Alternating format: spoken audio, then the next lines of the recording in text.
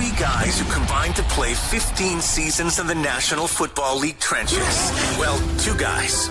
And Mackey, who didn't do shit. This is the O-Line Committee.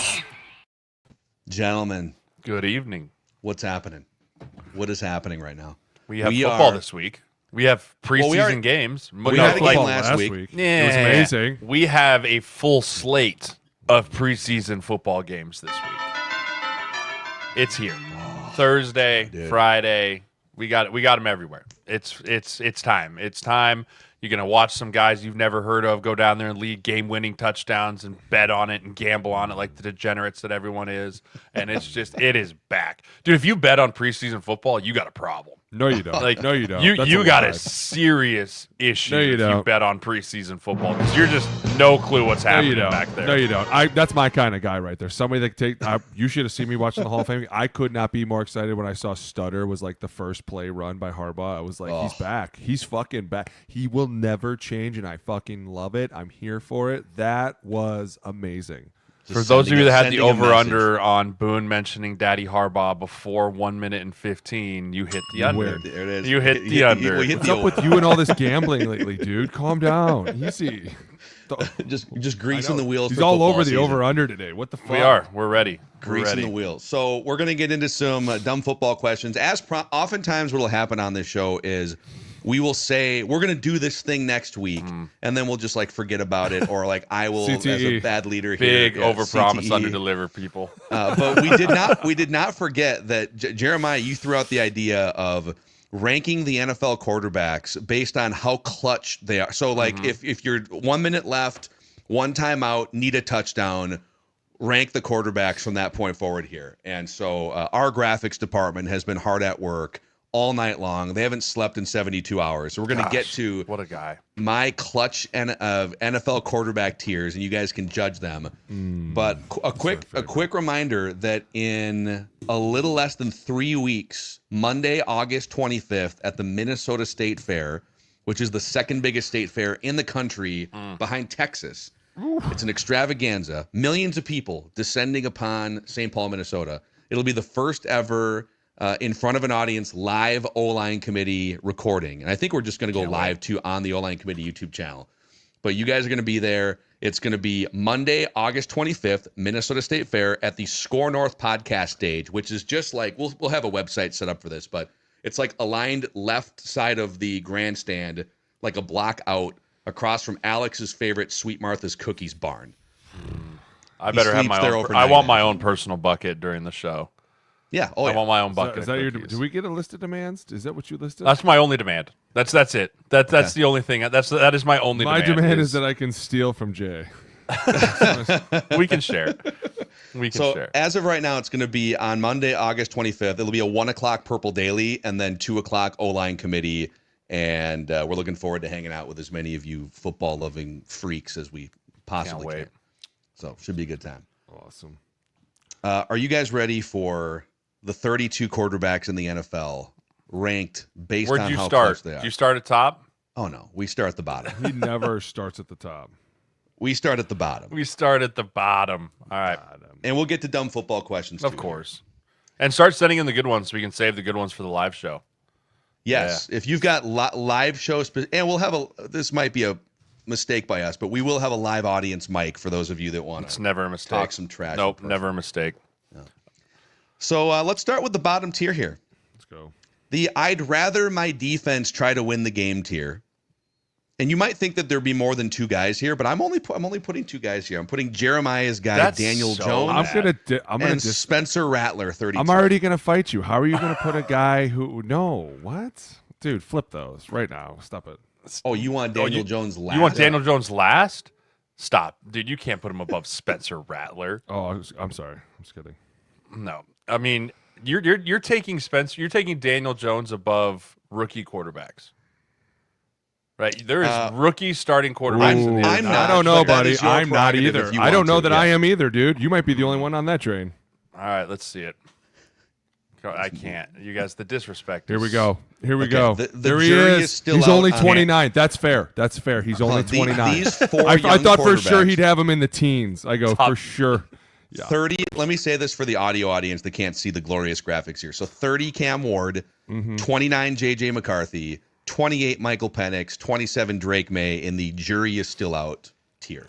I'm going to say this, that Cam Ward, he's incredible. Like the way he speaks to the media, the way that he's on fire. He might be the least talked about first round, like I'm number so one excited. overall pick quarterback ever. Like no one's talking about what kind of years Cam Well- Ward. Like it's all about Dylan Gabriel, and then they just signed another. They have 6 quarterbacks in Cleveland now. For all you CU fans that like to listen and jerk off to the nonsense about what's his name, Shador. Yeah. To be fair though, the Cam Ward stuff, a lot of that is because look at the year the Titans had last year. So I think everybody's kind of like, okay, let's see here. We're going to say some great things about you, and we're going to show some great highlights from practice. But at the end of the day, until you come out and win, we're not going to say much. And it's like that's fine. I respect that, and I actually like it because it doesn't put him under the limelight. And I really do hope he has a great year. But at the same time, like the JJ McCarthy.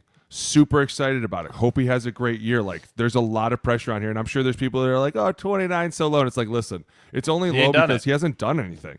And at some point, he will do something, and his name will go up in this. But I mean, depending who your next tier is, I might fight you with Drake May if he's. I'm kind of thinking the same thing, but I want to see who's there. There's a certain quarterback in New York that I'm definitely not gonna put above Drake May. Okay.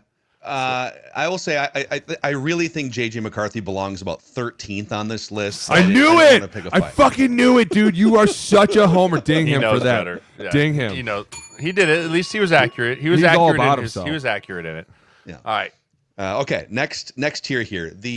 Probably throwing a devastating interception or taking a terrible sack tier.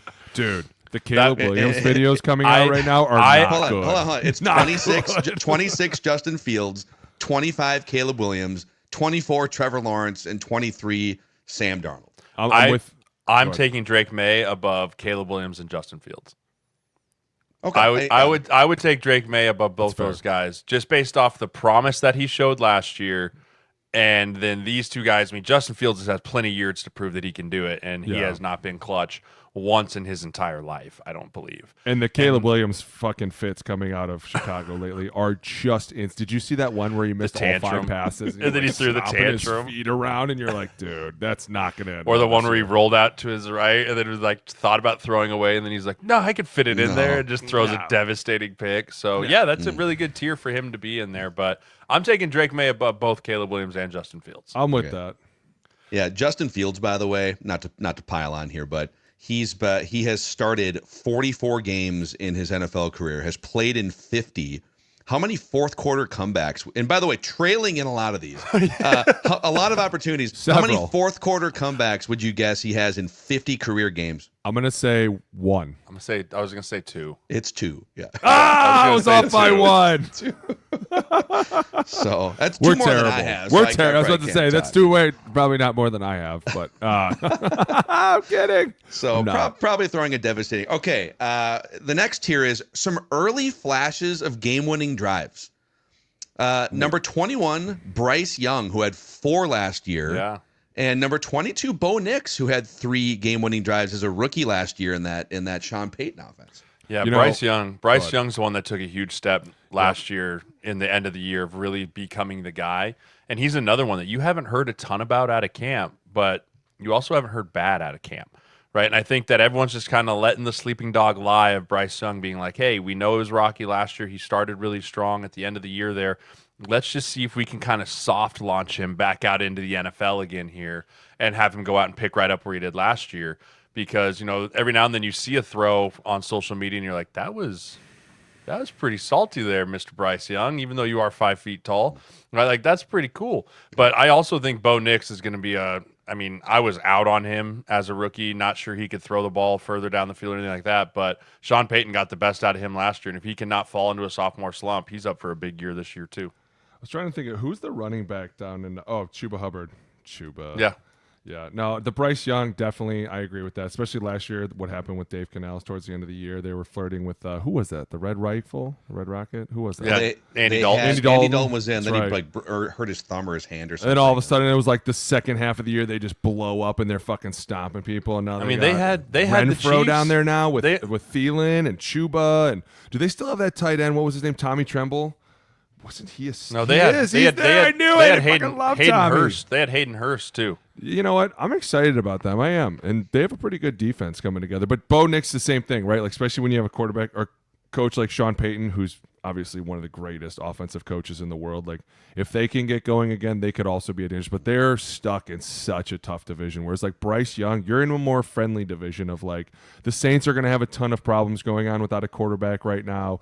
Tampa's just got Baker back, so it's going to be interesting to see what happens. And God damn it, Teddy who knows Bridgewater. Teddy Bridgewater. Shout out to Two Gloves, right? But Teddy at the Two same Gloves time, back in the league. they have Atlanta in the division who you're like, God, I don't even know what's going to happen with them this year. So it's more of a Bryce Young, and I agree with this.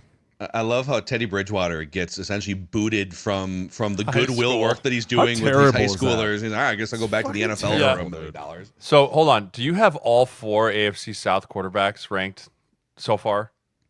Let's see. Bryce Young. You're talking NFC South, right? NFC South. Yeah. Bryce Young.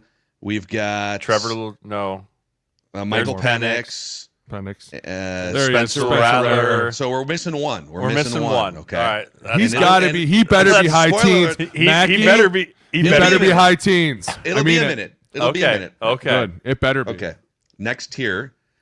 Better with a 10-point lead is this category. And it's number 20, Joe Flacco, 19, Russell Wilson, 18, Tua, 17, Aaron Rodgers, which, by the way, has been the case for his entire career.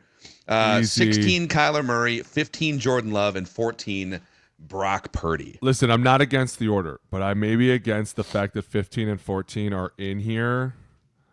Just, I don't know. I feel like that might be a little they're better. Yeah, Brock Purdy and Jordan Love are, I think, and Kyler to some extent, are better quarterbacks. No, I agree Kyler's better with the 10-point lead, but I think that Jordan and Brock may have earned their way into the tier above. But it's wild that we see Russell Wilson and Joe Flacco one spot away from each other. Like, in what world did we ever think we'd see that where we were like, yeah, and Aaron Rodgers behind Kyler Murray. And he's probably going nuts that you have him behind Jordan Love. He's probably like, fuck this Phil Mackey. I mean, if you had a minute left and you need a touchdown, one timeout left, would you rather have Jordan Love or Aaron Rodgers right now?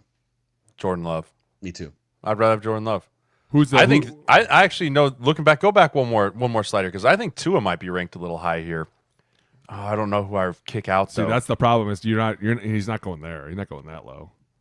I mean, you take these. Do you bump Sam up a little bit and drop Tua down a little bit? I don't know, man. Sam had a little magic. He had a little magic in him last year. We're not putting. I mean, he's a terrible sack guy though. He takes a bad sack. 20s? Not a chance. I don't know, dude. Again, Tua, if this was a straight-up quarterback ranking, Darnold would be higher than for sure. But how many game-winning drives does Tua have? Or fourth quarter. Tua, let me see here. By the way, Rodgers in his career only has 34 in 200. Now, he also has played out front with a lead often because he's so great quarters 1 through 3. He has 8. So Tua gets 2 a year. He has 8 career fourth quarter comebacks and 10 game-winning drives. How many years has he started? 4? 5. 5? Yeah. It's not great.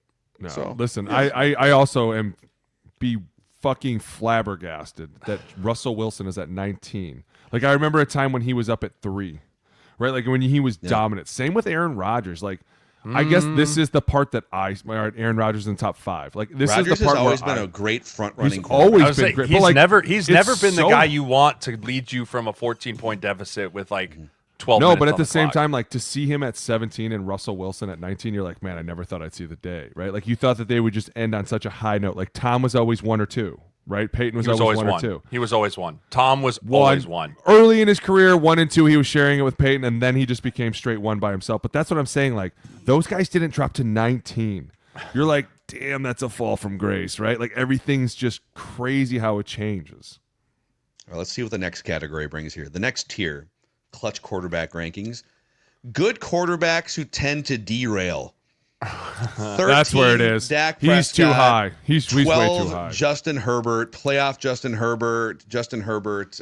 Like, these guys are at their peak MVP candidates, but they've got this like blue screen of death ability where, like, what happened? Why did Justin Herbert just throw 4 interceptions in a playoff game, kind of a thing? So, good quarterbacks who tend to derail a little. That's what it is. I'm switching Dak with like Brock, and I'm moving Jordan up and putting Dak in front of Kyler for sure. You're moving Dak down, basically, Yes, is what you're. yes, Okay. that's what it is. I don't know, dude. Dak, dude, when his he own was owner healthy- wants to pull him down. But if you can't take about? last year out of the equation, dude. In 23, that dude had comebacks what it felt like every single game. Now, granted, he put himself in that situation, right? Because he played really poorly in the beginning part of the game, or he'd throw a bad interception, or they'd find a way to fall down within 10. But I feel like in 2023, he had 6 or 7 come from behind victories to win games. He had played 2 fourth-quarter comeback. Early in his career, he tied for the league lead in 2017 with 4 game-winning drives. That was when he was early. young and a stud, and this was before Jerry was dismantling this team one player at a time. Like, that's another thing. Like, not only is Dak going to have to show up, but he's going to have to do a lot if they don't get this Micah Parsons deal figured out quickly. Like, you're going to be – without Micah, that defense is not the same. And at the same time, you're going to have to score more points, and a lot's going to be thrown on you. And I just don't ever really think that that's been Dak's plate. Like, he's a good quarterback, but I don't know that I see him ahead of Brock Purdy right now. Or really even Jordan Love, to be honest with you. We'll see. If he stays healthy this year with George Pickens and CeeDee Lamb, it could be really fun to be a Dallas fan on offense. Not defense, on offense. Yeah, but that's another problem. Isn't their left tackle, Tyler Guyton, isn't he going through injuries now too? I mean, that's another thing. Like, you're moving O-linemen around. It's going to be a lot. It's going to be interesting. Lost Zach Martin. All right, the next tier here is more clutch than you think, the general public. And I'll explain number 11 here. Number 11, Geno Smith. Number 10, C.J. Stroud, who in his young career has been he's not afraid to thread one into a tight window. 9, Baker Mayfield, and 8, Jared Goff. Again, these aren't like Geno Smith is not the 11th best quarterback in the league. But if it's 1 minute left, 1 timeout, ball in your hand, who do you want behind center? Geno Smith has had 9 game-winning drives the last 2 years. He's mobile. Baker Mayfield, by the way, that's more of a feel thing for me. He's just like zero hesitation. Right, no he might fucks throw an given. interception, but he's just like he's not going to sit back there and wilt, you know. No. And Jared Goff is tied for the second most game-winning drives since 2018, behind only one guy who will become obvious later in this list. So, That's fair. I love the CJ Stroud right here because I think people last year, or if you just based off last year, like, ugh.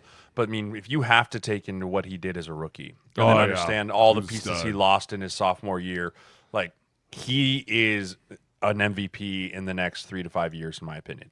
Like, I really think that he is that much of a talent in this league. If he can stay healthy and the people around him can stay healthy and they can keep getting him weapons, I mean, he is as good as a quarterback as there is in the NFL when he turns it on. And I know you guys love analytics just as much as I do, but if you were to rank these guys, serious. Close games, 3rd and 4th down, late in the game, like high leverage situations, CJ Stroud checks out in all of those categories. So I think he's going to step back and be a monster in his third year. Well, I remember last year the play with Baker Mayfield when he's stiff arming Nick Bosa and like fading to the sideline and then throws it to convert on 3rd down. Like, that's the feel thing we're talking about. Like, not many quarterbacks are going to be stiff arming one of the best edge rushers in the football NFL and then go over there and still deliver a dart. Like, he just has the it factor. Right? Yeah. You talk about it all the time. Who has the it factor? Baker Mayfield is through the roof on the it factor. You know, the more mad he gets, the harder that ball gets thrown too. You can tell too, because he like starts to grunt towards the 4th quarter when he's throwing it, and you're like, oh, that thing had some cheese on it.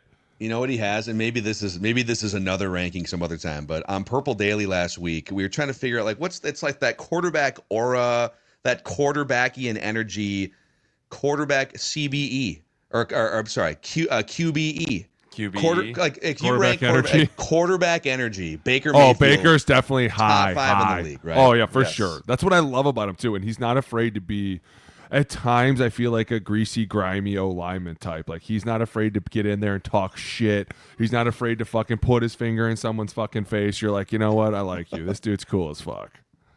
And he's battle tested. Oh, yeah, like, dude, he's been through Cleveland, he's been through LA, like he's been beaten and dragged, and then he came up through the mud like, I'm still here.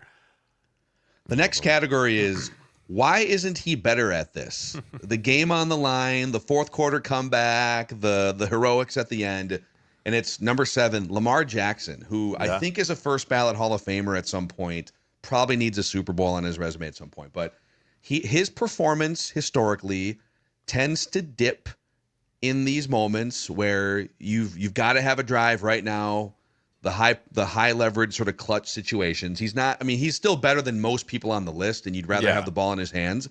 But there is a separation between him and the other guys that you're going to see ranked here in these situations. Yeah, I mean, I think a lot of it is from early on in his career to even really just recently. He's tried to do it all himself. Like, he is trying to create. He's another guy that he'll take a bad sack, right? Because he's trying to move around. He's trying to create, and it's always a bad sack at the worst moment. But as he's gotten older, I feel like he started to rely on more. I mean, if you think about it, he had Buffalo on the ropes. Mark Andrews drops the touchdown pass, or was it the 2-point conversion? I don't remember, whatever it was, to win that playoff game and go face the Chiefs again, right? I think about Kansas City week 1. Isaiah Likely's toe is a millimeter outside of the white line, and so they don't win that game. You know, I think for him, it's been a string of a couple things. Bad luck. Like, he's had some bad luck. The ball just didn't bounce his way. And also, he tries to do a little too much on his own instead of relying on people around him early in his career. But I still agree with you. I mean, 7's probably a good spot for him right now, but he easily could be a top 3 guy if he puts it together. Yeah. Agreed. Okay, we're getting to the nitty-gritty here. So the next tier is we're probably going to win the game. With a minute left, need a touchdown, timeout. We're probably going to win this game. Number 6, Jaden Daniels after 1 season. Yeah, I'm good. I've seen it. Mm-hmm. Number 5, Jalen Hurts. Jalen Hurts has a sort of a rise-up ability to his game, using the mobility. Number 4, Josh Allen, who's been accused at times, rightfully so, of maybe being more of a front run. Like, they can lay it on you 42-6. Mm-hmm. But Josh Allen also has performed very well in these situations. Matthew Stafford, number 3, when healthy, and we'll talk about him more in a second because he's not healthy right now. And Joey Burrow, number 2. No question. I mean, I love this order here. I think the one sneaky one in there is Jalen Hurts, and I think he doesn't get enough recognition. But especially after the Super Bowl, I feel like they put a lot on him to win that, and it kind of showed his leadership and his ability to come out and win games. And it was like, oh, it's not all just play action. It's not all just Saquon over here or A.J. Brown making wicked smart catches. Like, it was a lot of checking out of plays and checking into plays and getting us into the right play, and it was really kind of showing how he is a field general. So I love that. I think Jaden Daniels, same thing. I love the way he plays. I think he's very young, so I think 6 is fair. But I think the one that's sneaky on here for real is Matthew Stafford. Because you look at it and you're like, dude, he is so deadly with that ball. Like, a minute left, no timeouts. Last person you want to see, in my mind, is Matthew Stafford. Because I saw it in person. Dude, you're never going to hit him hard enough, right? In person. Yeah. Dude, you're never going to hit him hard enough, and 2, he's always going to make that fucking throw. No matter what, like, he's going to get himself into the right position, and that's what I love about him. I mean, Joe Burrow, obviously huge. Josh Allen can do. Both those guys can do it with their legs at the same time, where Matt Stafford's more like, I'm going to stand back here and zing this thing out of here a little bit. But sad to hear about his back, too. I hope everything's okay. I mean, 2016 and 17, I think he did it to us. And when I was with the Vikings. In 16, we scored. They had like 23 seconds left. He gets them in field goal range for the drunk to kick it through the uprights, right? And then I think in 2017, we scored to tie it, and then, or maybe it was the same game. I don't even remember. And then they go down, and we never touch the ball again, and Golden Tate walks into the end zone. Like, that might have been the same game, actually. But, you know, it's just like, agreed. He's one of those quarterbacks that as you're on offense, you're kind of looking at each other like, maybe we should slow down because I don't think we can give it back to him with 58 seconds left on the clock. Right? Like, it's just one of those things where you're like, we scored too fast. Damn it. Dumb football question within this. Is that a thing? That, hey, we're in the huddle right now. Let's not score too fast. If you get within the 20-yard line, like, if you get within the 20-yard line and you only need if you score, you're only going to go up by 2 or 3. Like, it is talked about of like, hey, settle down, slow down. Whoa, we're not on light speed pace anymore, right? Like, we have some time here to regroup because we don't want to give, if we're playing against an elite quarterback, the ball back. It's not one of those like, hey, don't score too fast. It's one of those things like, hey, let's take a breath, like, regain, let's clock it, like, regroup, and it's not like light speed tempo when you're trying to get down the field as quick as you can. I will say it does get super light speed. Like, when you're in a 2-minute and everything is, come on, give it to me, Let's go. At times people are like, shh, You're like, no, give it to me now, Cougar. It's 2x2. We're going like, dude, it's so fucking energetic. There's still a minute 40 on the clock. Yeah. Everyone's breath, like, guys. dude, You guys shut are the fine. fuck up. Calm down. Take a 'cause time it's all out. in 2 minutes. It's all about get the first down. Gotta Right, get the first down, and then you can like go from there. And so once you get that first down, like everyone's speed just all the way up. It's way easier when you're just a schlep sitting on his couch like me. And while like there's time between plays, and it's my job as an idiot on my couch to stare at the clock and think about the math. And you guys are like, huddling up, trying to hear the play, everything. No huddle. You're running straight to the line. Yeah. Right, you're running straight to the line, and then it's one of those things where you like if you see the new platoon come on, you're like, oh god, I'm so tired, and they're so fresh. You're just sucking for air. And that brings us to the number one tier here, the Patrick Mahomes tier. Yep. And it's number one, Patrick Mahomes, who has 29 game-winning drives since 2018. No other quarterback has more than 21 of them. Dude, that's like every game. Every game he's had to lead them back to last year. I'm not Yeah. even kidding. Like that just shows you how fucking good. Like there were times, and I remember we had this against Brady where he had the ball with like a minute 30 left, and you just like, well, that's a wrap. There goes that hour of fucking work, right? Thanks, assholes. Couldn't even get a first down. The worst is when they would like go out of bounds and stop the clock. You'd be like, no fucking way. We just gave the ball back to him like this. God, we are so Mickey Mouse here. But you saw it last year. The minute he gets the ball, and people can say whatever they want, he's getting fat, he's getting old. Until you physically keep that motherfucker out of the Super Bowl, I don't want to hear it. Sirles, what's that say behind you? What's it say? Until that shit is done, and I mean done, he will always sit at the top of this Patrick Mahomes list. Yeah, I mean he's the most clutch quarterback in the NFL, no question about it. And I mean, I can remember in Buffalo, we used to talk about when you play Brady, be like, you just can't give him the ball. You can't give him the ball. And I guarantee you that's what the Raiders, that's what the Chargers, that's what the Broncos, they all say when they play Mahomes is, hey, if we have a chance to end the game, we have to end the game with the ball in our hands. Right? We can't take a chance of, hey, we'll bleed the clock down, we'll punt it with 23 seconds left. That's too much time. That's too much time for 15. Right? And he's just one of those special guys that you can never, until those clocks hit triple zeros, he always has a chance. Oh, you're full on. And always has a chance. To be fair, we beat Tom's team, and that was in December. I believe his record was 48-1 in December in their house, and that was us that beat them. That's right. I'll take that self-suck. I was so proud of ourselves. So was Harbaugh. We remember we came in the locker room. He was like, "They're my mighty man." We make a Harbaugh fight. Go ahead, every time. It's that time of year. Is it I just think him about or the great anytime Just anyone him. does? Okay. Anytime unprompted, if we're not talking about the Chargers or anything, and it's just an unprompted Daddy Harbaugh fine, I want to create the fine on this show. So if you're a Harbaugh cult member and you talk about your cult leader, then it's a ding. On the show. Cult fine. Cult fine. It's a cult fine. I like it. I will say that though, it was amazing coming in like my mighty men. It was like, yeah, mighty. My mighty man. Have you run into JJ McCarthy on campus over there yet, Booney? Do you guys know ever what? just like meet in the parking lot and talk I about feel khakis? terrible. And I haven't been over there in a while. I've been so busy over here. Obviously, getting fired from coaching the 8th grade, which is fucking stupid, but whatever. It's so over. I have not been able to be over there, but I do need to bring Johnny and Bear over there to show them some shit and go watch a practice. 'Cause I would love to see JJ. Patriots and Vrabel. Oh, Vrabel. Yeah, you got to go Joint see your practice boys. 14th, 2 days dude. next week, dude. I know. I can't wait. I'm so excited. It's gonna be great. If I wasn't going on family vacay, I was going to come up for that. But Oh, I'm so excited. 10-hour drive to Colorado Will on Campbell. Thursday with 3 kids. Wish me Dude. luck. Cannot wait. Yeah, dude, the one-on-ones with Will Campbell and Jonathan Grenard. Come on. Dallas Turner and Will Campbell, let's fucking go. Oh, you might hear me talking shit in the background. Inject it. So, Are you allowed to film anything, Mackey? So yeah, the inside the ropes like media people we can only film up to like the 7-on-7s, and once you get to the team stuff. What about no filming. one-on-ones? You can I think it's before the one-on-ones. I think no, you can film some of the one-on-ones. But what the hell have you been doing? But there's like 2,000 fans in the stands that can. They've got the big sign up that says, "Please don't film practice. Don't help our opponents." But Tell your boy Judd that he can chart one-on-ones for me. Yeah, seriously. What the He's fuck? very excited for I Jeremiah's can't wait. Purple Daily I get to go on appearance Purple Daily tomorrow and defend myself against Judd. I can't By the way, wait. just for your notes, yesterday, the night practice, J.J. McCarthy was 6 of 11 in team, just so you know. Oh, wow. Probably should Add cut that to him. the Probably should bench Get him. rid of him.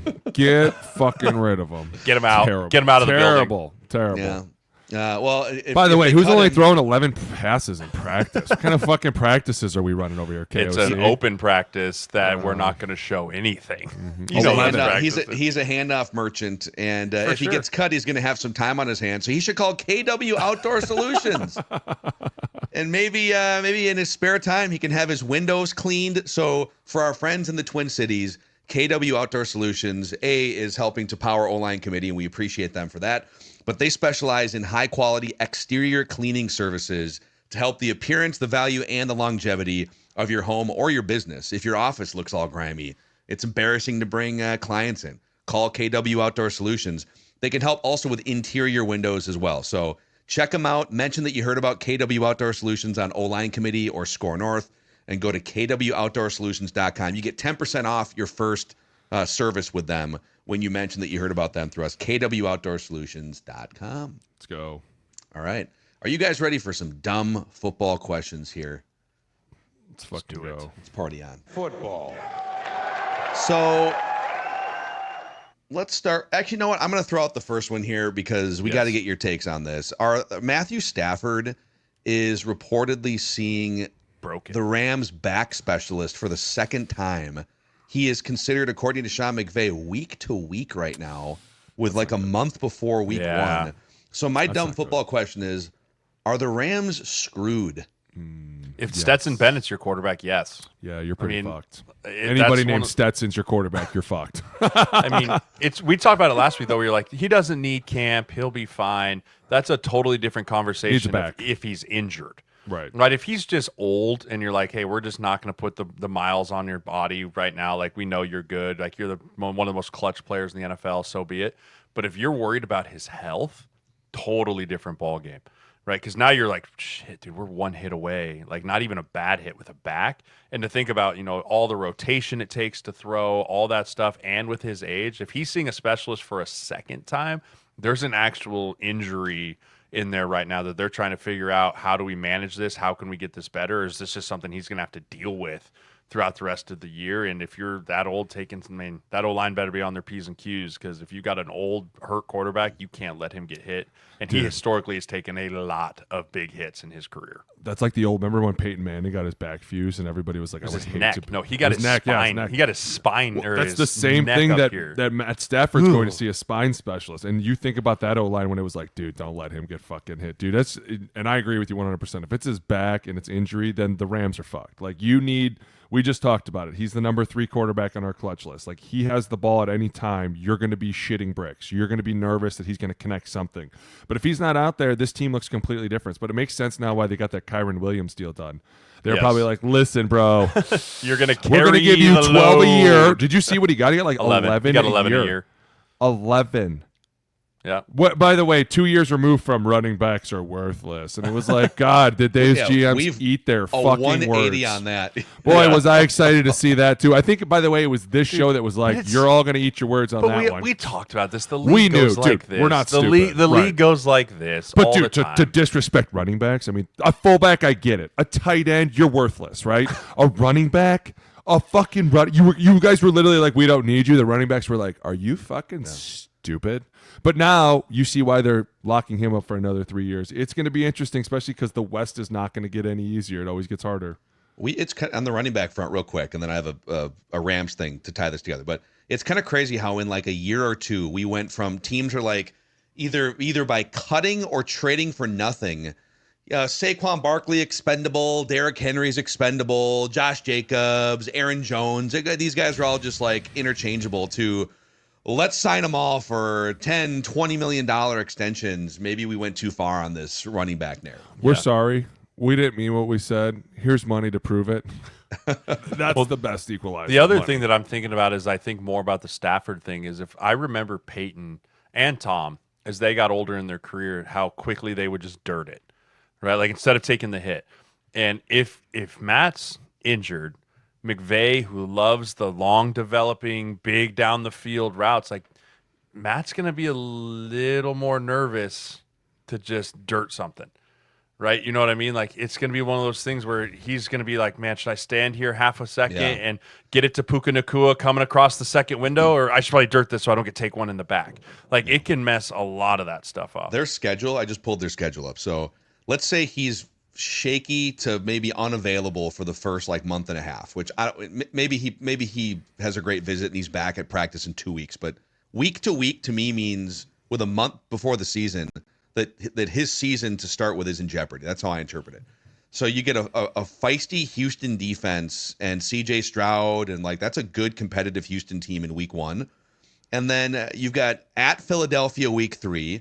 You got your first San Francisco matchup in week 5, and that's a short week, a Thursday game, and then at Baltimore in week 6. So like if he can't play or he's not close to 100% in the first few weeks, I mean.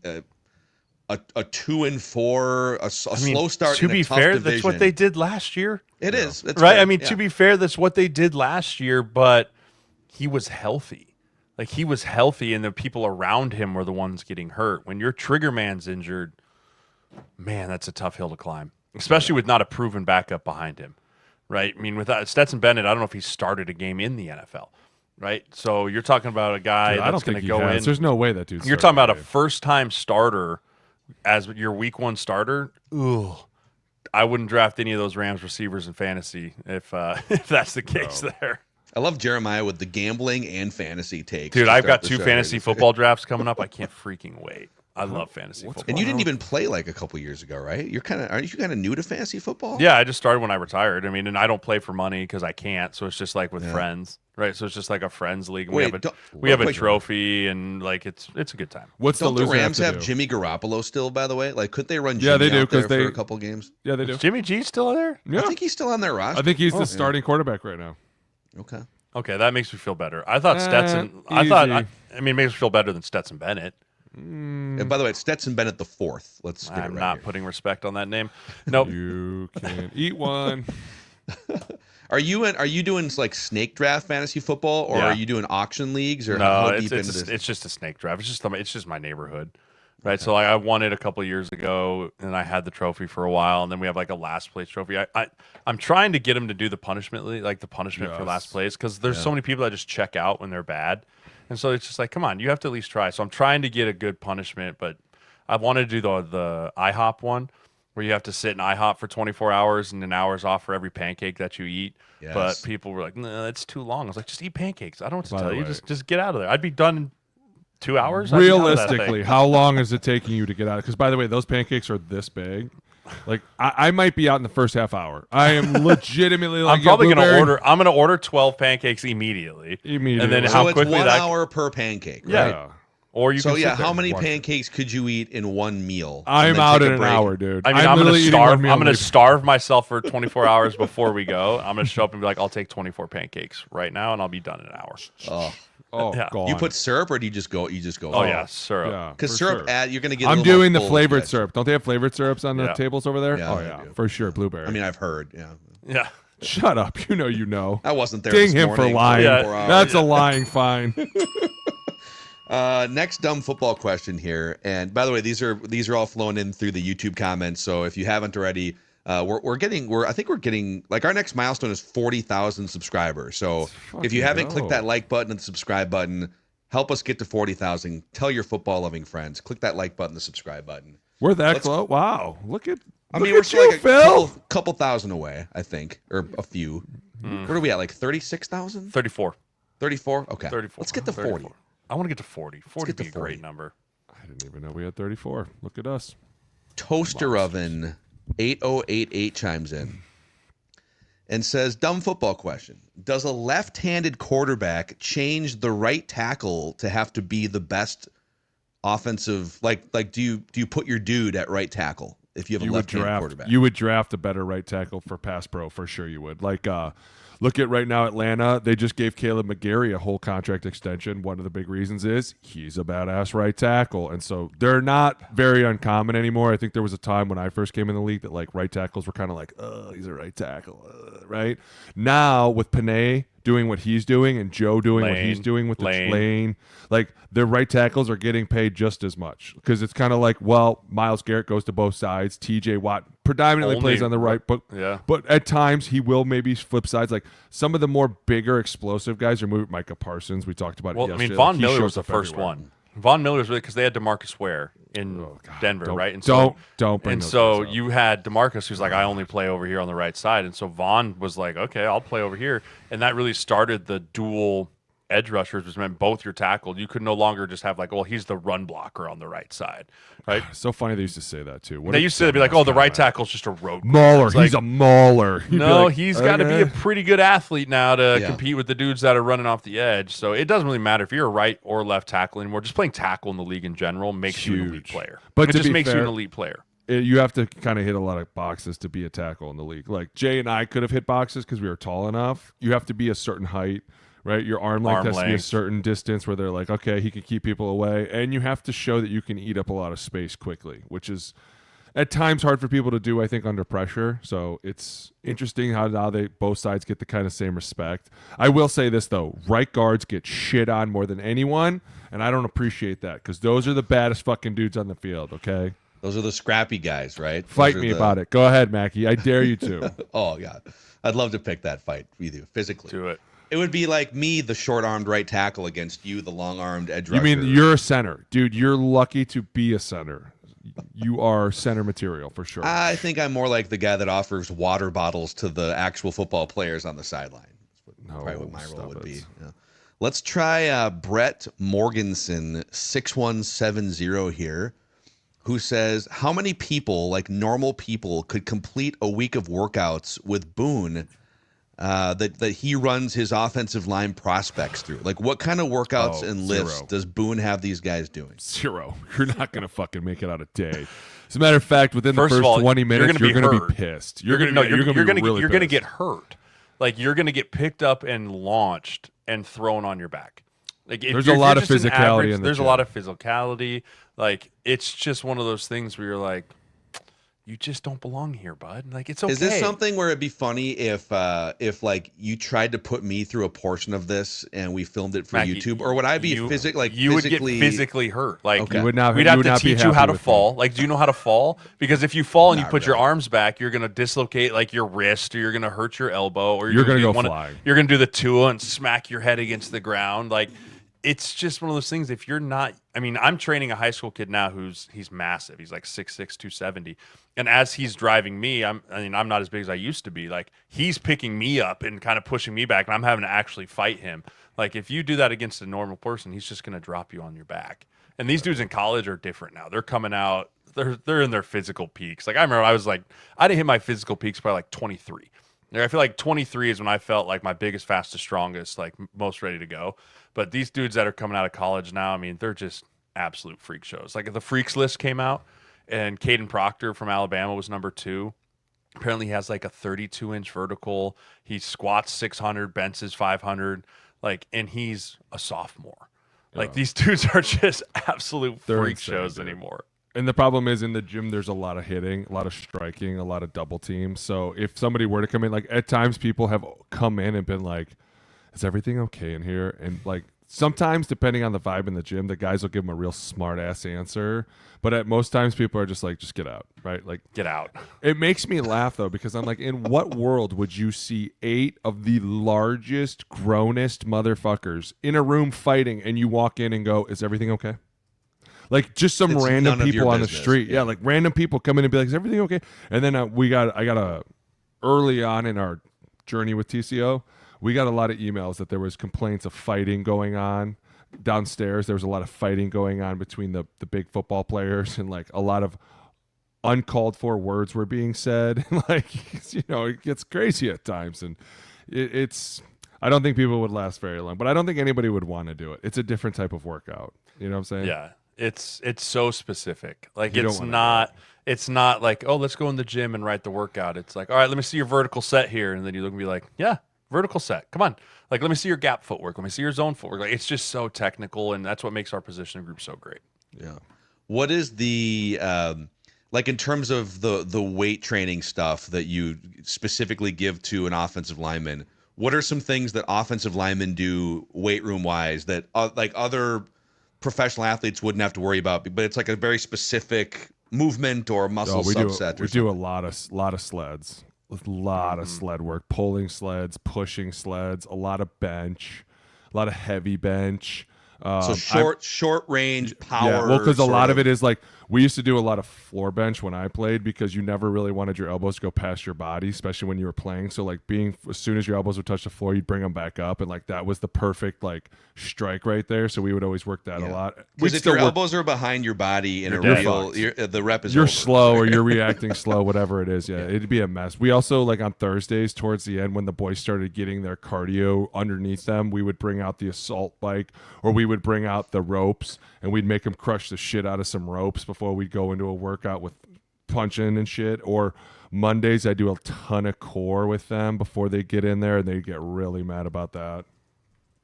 The other piece is a lot of ISO stuff, right? So hit right here, like hold, like in that position of that fighting position, like hold the med ball and then have someone push on you. So it's like that ISO, so you feel your whole body like tense in that moment, because that's how it's going to be when you fight. Like when you hit someone, everything's tight and tense, and so getting used to that strain under that time under the strain, right? Time so whether it's time under tension, right? Time under tension, thank you. Like that's the big one, is feeling your body under that tension and getting used to living in that tension. Because your body, when you have tension in your body like that, your body goes into a fight or flight mode, right? It's kind of like, whoa, get me out of this. Like I don't like this. Everything's fired up. You have to learn to live in that. Right, and be comfortable in that, and not only be able to be comfortable, be able to think and be able to react and be able to move like in that tension. And that's something that is very unnatural, very unnatural. Not to mention we're also moving backwards as people are moving towards us, right? So another unnatural motion. So you just have to train those unnatural motions to learn how to become comfortable with them, because it's just a completely backwards way of thinking. Like, that dude's running at me, I need to set backwards away from him while staying strong so that when we do make contact, I can stop his force without creating force.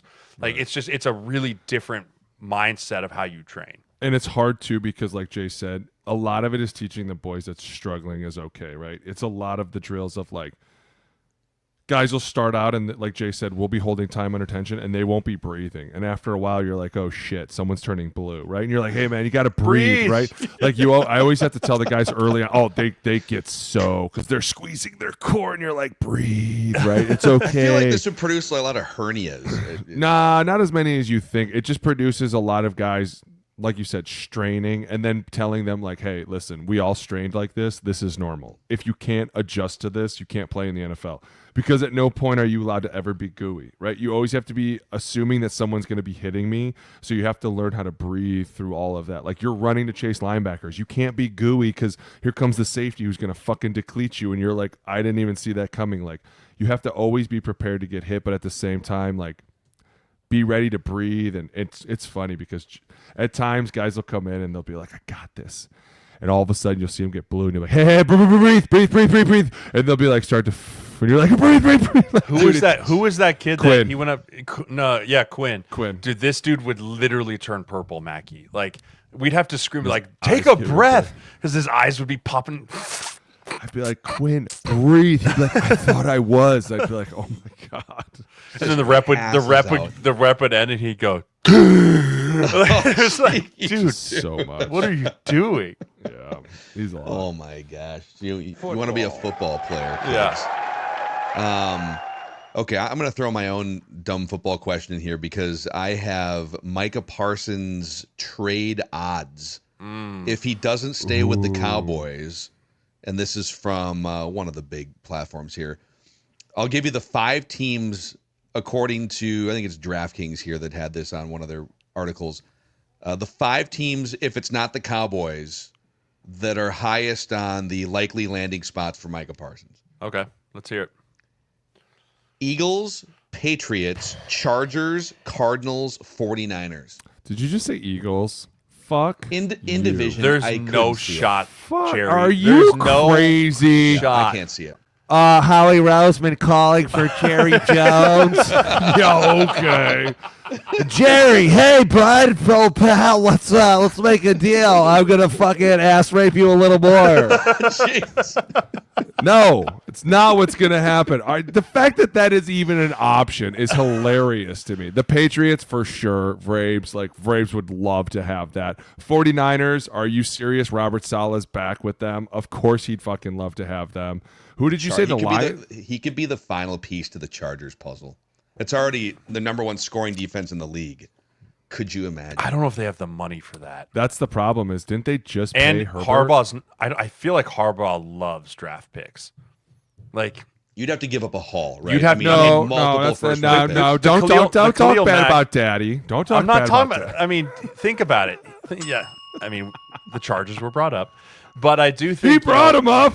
You have to think what 2 first rounders Minimum, at least, right? Oh, minimum. At What least was like- the Khalil Mack trade from?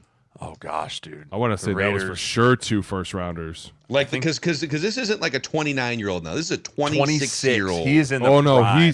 he's like, you're talking like 2 first rounders and a third, maybe even a player. Like you're gonna have to give up a lot, and that's another thing is like who's gonna want to? And the as Patriots you good. give and as you give that up, you're putting a $42 million a year cap hit on your team for the next 4 years. Yeah, that's Right? a So you're guaranteed. not only are you losing first round picks, you're adding massive cap hit to your team for the next 4 or 5 years. When Khalil Mack was traded from the Raiders to the Bears 7 years ago, to me that's more the comp, right? Because it was like Khalil Mack in his prime. The Bears acquired Mack, but they also got a second round pick in exchange. So the Bears then gave up 2 firsts, a third, and a 6th, and did the contract. Well, and they of course they give him a second to be like, don't make it look like we totally got fleeced. Yeah. Right. I mean, but the second and the third kind of you have to cancel think out. that you said Mac was 29 when that happened, so now you're I think he was looking like 20. at, I think he was like 26. Mac was like 26. That was in the was he? prime because that's when he wanted his second deal. He was trying to hunt for a second deal, and he didn't want to be with the Raiders anymore. Like that went sour. So I mean, that You're is probably the bare, looking at 3 first That is the rounders. bare minimum. Yeah, And looking also at 3 firsts. you're negotiating with Jerry. Like Jerry's going to ask for the world in order for that. Too. And that's another thing too is like even if the Eagles were interested, I don't see them giving up first round picks. They've been drafting so well lately. They do They're a not, really good job. They're not going to be like we're going to take one guy for possibly 5 guys or 4 guys that we could have gotten. Like, nah, it's not going to happen. And Jerry. also, if I'm the Eagles, who's the 4th team in there? Do we really need Micah Parsons? No. Like I'm not saying that you couldn't use him. Right? Like every team. There's 32 teams in the NFL that could use Micah Parsons.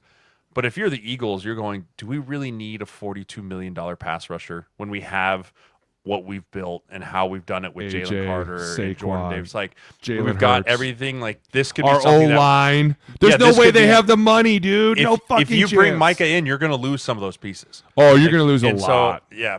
No way. I'm surprised the Commanders aren't on that list. I know it's an in-division They're thing. again, they don't but have I any feel money, like do they? I feel like Tough. the Commanders would be a team that I would maybe look at that. Let me pull up cap space for next year because some of that is dependent on. Hey, Do who you was have? who was the other team? Eagles, Chargers, It's, Niners. so the 5 I get Cardinals were on here too. He's not going to the Cardinals. He's going to be like, I veto that. Because He wants- his veto is like, I'm not going to sign an extension, right? Yes. So he would have leverage in this from that standpoint. But So who's the fifth he team? did ask for a trade. Well, I mean that's a The leverage Commanders stance. have $60 million. The Commanders are in such a great spot, and The the I Chargers. agree. Well, Dude, the Chargers and the Commanders are both top 5 cap space for next It March. won't be the Commanders, dude, because it's the same division. You can't turn a guy loose on yourself and be like, well, good luck, boys. Twice a year you're going to play him. I hope you don't get hurt. Like, that's so fucking stupid. If anything, you're trading him out of the NFC, so you're sending him to the AFC so that you see him once every 8 years. And in that 8 years, you're going to be like, hopefully I'm not around to watch him bludgeon my fucking team. Like, that's... Hey, there's if you go one team further down on this list, Carolina it's the Ravens. Panthers. Ooh. I could see him wanting to go to Carolina. Be the guy. Like be the guy. No? I could see Carolina. No. Yeah. No. Not many fucking No, free me agents dog. lately have been like, Carolina, I am in. Well, they overpay. They overpay. No. So if all of a No. sudden Carolina's going 44, are you still going? No. It's 44? if I'm Micah Parsons, He's worth yes, it. I am. I am definitely giving him because you could get 43 on a winning fucking team. Yes. No, I'm good. He's worth it. I mean, He's worth Oh, every He's penny. worth it to the Cowboys. Like, this is so stupid. This is so Yeah, stupid, dude. This is I the know. dumbest argument to have. We're, Like, we're over here what are you like, doing? can we believe this is happening right now? Like, what the fuck are we doing? Literally pay him, say thank you for being amazing, and we'd Yeah. love you if you be a Cowboy. And for life. apologize for Like, what are saying you that doing? he was hurt, you fucking douche rag. Like, what owner goes, and they're hurt? Like, fuck you. They might get hit by a car, even if they Right? don't. They might Yeah. not play in games. Let's see here. Okay, Stewie Fly chimes in here because you always hear in June and July before training camp that the quarterbacks and the receivers are meeting in an obscure location and playing. So he says we always hear about quarterbacks and receivers working out together in the offseason between the organized practices. Do offensive linemen ever meet up at like a high school field to practice together in the offseason? Shadow boxing together? I'm so glad you asked this. When we were in 2010, the lockout year, we had to go to San Diego State, or not San Jose State, and practice, and it was the most discombobulated fucking mess. I'm not even kidding you. Like, you would think that pros would have the best idea on how to run a practice. We showed up and everybody was like, well, now what? who's got the script? It's like, I I'm thought not you were even writing kidding the you. script. I'm not even kidding. Guys were literally like, well, what do you want to do for individual? I don't know. You want to do some fucking A's or some B's or some shit? I don't know. Like, it was like, this is why we have coaches. Because if you let me run the show, we're going to stand around and be like, hey, why didn't we have chicken wings for lunch today? What the fuck? Did anyone Didn't bring chicken that wings football, sound great? the football on a stick thing for like Oh, the snap? No, dude, it Yeah, was but it's also so- then it's like, who has the water? Right. Like, where's the Gatorade girl? Guys, Right? I forgot my cleats. Fuck. No, Dude. it's we don't really linemen. I mean, honestly, you go where you train, and then guys there will go out and you'll train together. Like, okay, in our gym, we would at times go to St. Thomas Academy if we wanted to use grass. Like if the boys were like, hey, let's get out on the grass field, we would call St. Thomas and they'd let us come over. That was really the only time you would have seen us out, was next to St. Thomas practicing. But that was more for like using sleds, getting grass cleats on, guys more outside acclimated weather, so they could get a sweat. Or if we wanted to do more double teams live, a little bit more pass rush, we would go out and do that. But for the most part, you're not really doing a lot of that. Just because it's different. Like, quarterbacks and It is receivers have different. to have timing. Yeah. Like, hey, quarterback, I have to have trust that you're going to take that break at 13. I'm going to deliver it on the outside, and you're going to be there. Like, and this is where the ball placement's going to be. For O linemen, all you need is other O linemen. You don't need your O lineman. Like, it's hard to do. You can't train by yourself as an offensive lineman. But you can train with any other offensive lineman because everything we do is pretty much the same, just called differently to different teams, right? The double teams are the same. It's an A, it's a triple, it's a slip, it's whatever. And you can just work that footwork with other guys. It's when you get, like, the congruency with the O-line is more about during training camp, hey, how are we going to attack this blitz pickup? How are we going to attack this formation with this run play? It's not as much the trust factor of, hey, we've been doing this together all season, so now it's going to be like all offseason, now it's going to be that much better. There just isn't that much necessity for us to work with our guys year round like it is for a quarterback and a receiver, because timing, ball placement, all that stuff is so different. Yeah. But did you guys find like random dudes to act as defensive linemen, or did you like? We would do it ourselves, or if at times like we would go to Vadnais on Fridays, there'd be other pro D linemen there. We would ask them politely if they wanted to do get-offs, right? Like, it was like, listen, nobody's fucking touching each other because this could be bad. Like, you look around and you're like a who's who of like, I got dudes from the Colts over here, and I got dudes from the Seahawks over here, and I got dudes from the fucking Tampa Bay Bucks, and it's like, listen, if any of us get fucking hurt, we're all dead, right? But like, that is the only thing that we will do with the D-line is get-offs, and that is more sure like the guys can see the speed, so that like the first day of camp, you're not jumping in like, holy shit, what is this? Like, we ramp up get-offs as the summer goes on till the point of the end where we just say, all right, listen, 2 steps and everybody's good. We've gotten pretty close to dudes getting upset, and I guess I just don't ever understand why, because the whole time you're like, guys, we cannot touch each other, right? And like, somebody will always take it one step too far. And I guess when I played, I always took it one step too far too. So it's like, but as the coach, you're like, God, this is so nerve-wracking, and it's scary because if any of them do get hurt, it's fucking bad news. I got one more for you guys here. So we got to run here in a couple minutes, but I think this is timely for today based on our off mic conversation. Cameron chimes in and says, "Dumb football question. What kind, if any, insurance is provided to football players through the team or the league? How much gets billed? Like if you tear your ACL and the recovery, is that covered by the team? How does that stuff work?" We have elite insurance, the most elitist. It is fantastic insurance. If you're on the team, right, you pay for nothing. You pay nothing. There's no copay. There's nothing. If I needed, Coach, I need some Zofran. Sweet. We'll call the guy, get a script. It'll be in your locker. Right? Hey, I'm feeling a little stuffed up. Like, oh, what do you need? You need something? We'll get it for you. Right? Like it is. It is Z-Pack? Oh, great. Yeah, it'll be in your locker after practice. Right? Oh, you need an MRI? Sweet. We'll just go straight there. Quick, you'll never hop see in this a bill. car. Yep, It is fantastic, and the team insurance pays for all of that. Once you retire, if you're a vested veteran, you get 5 years of insurance from the NFL. Mine, unfortunately, runs out in 26 days.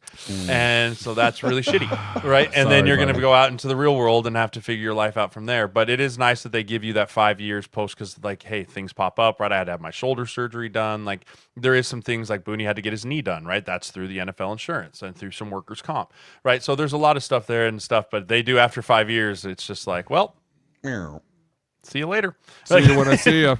But I mean, it is very, very good insurance. It's one of the things that I wish that in our CBA we could fight for a little bit more. I understand why you don't, but like I think that 5 years is about where you get. But I mean, I would like to see 7 to 10 years of medical insurance for guys once they retire. To be fair, or to have it be as many years as you played. Right, that would so it's be like, awesome. hey, that's fair. So it's like, hey, if you are a vested veteran and you played 6 years in the league, you get 6 years of insurance post. Or like Boone, you played 10 years in the league, man, you get 10 years post-career insurance. Like, I'd like to see something like that, but I also understand why they make it uniform because it's just so much easier to manage. And not only that, but we've talked about this before because I was on the PA and the owners would go broke. Like, they were like physically with the amount of guys that they would have to take care of for life.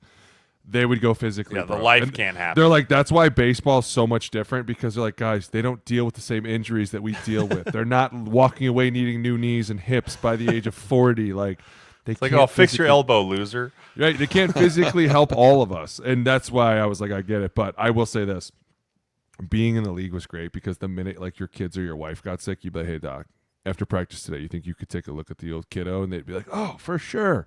Bring him right in real quick. You'd be like, oh, you know what? I'm going to prescribe him some of this. You'd be like, fucking love you, doc. Thanks, man. Saved us a whole day trip at the doctor. Fucking roll out. Dude, like so many times guys would bring their kids in. It was the best. But it does when you leave the league and you have to do the real world. It's so like, hard. It's so annoying. Like, and again, this is going to be like a selfish, like whatever, pretentious, fine, whatever you want to Ding both of us for this. But I remember this. the first time I was like, dude, I need to get an x-ray or an MRI. And they're like, well, you got to go to your primary doc, and then your primary doc will write you a referral. And once you get a referral, we can schedule you within the next 6 to 8 weeks. I was like, no, that's not how this works. Like, No, I need today. one now. I'm coming in like, today. I'm going to come in today, and you're going to wheel me back in the room, and I'm going to get an x-ray. And they're like, ugh. Sorry, we need a referral, else insurance won't bill it, right? And it's just like, this is such a crock. Like, I know behind the curtain that it works this way. If you call a company and say, I need MRI for a football player, like, oh, yeah, bring him in. We'll bump whoever. But then you get into the real world, you're like, this is stupid. Like, why do I have to wait 6 weeks to get an appointment? Like, I have a problem right now. Like, I have an issue right now that I need help. They're like, we're pretty busy for the next 6 to 8 weeks. I can't wait to see Jeremiah sitting in some waiting room for like 90 minutes, live tweeting, reading a highlights magazine. But magazine. it is. It's just it's a wake up to reality moment because it is one of those things where you're just like, they're in every I doctor's don't office. realize how good I had it. Right? Like, I got a concussion. They're like, hey, you need a CT scan.